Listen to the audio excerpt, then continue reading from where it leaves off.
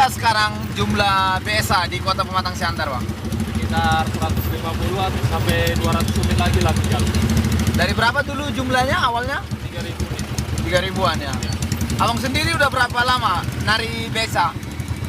Sekitar 4 tahun. Apakah dari orang tua dulunya juga nari BSA? Ya. Berarti ini awalnya dari orang tua dulu ya? Ya. Oh.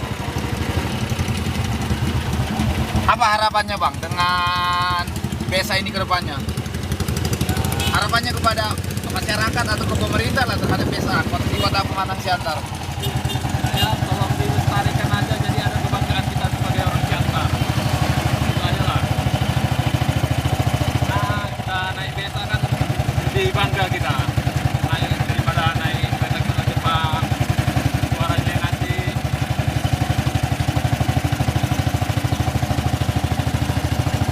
Jadi orang-orang kayak perantauan jangan beli BSA ya kan, Bang? Ngapain dibawa ke Bandung ya kan? Nah, percuma juga yang duduk juga di sana kan kasihan dia. Iya, di sini berkurang orang mau beli-beli pula gaya-gaya ya kan.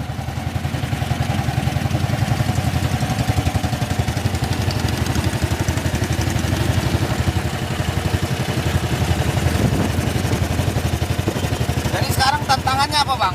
Dengan BSA kan sekarang kan udah banyak pakai Jepang. Ya. Kemudian soal ongkosnya apa tantangan? Abang lah sebagai penari beca sekarang. Penghasilan berkurang ya.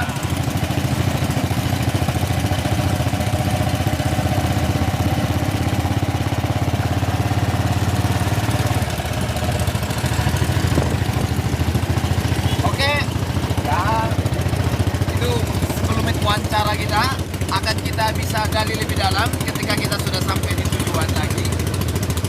Ya memang tantangannya begitu. BSA sekarang jumlahnya semakin tergerus.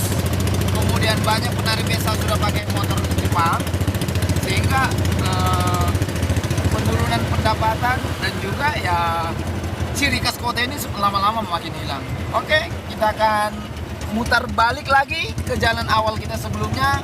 Kita touring Kota Pematang Siantar dengan BSA.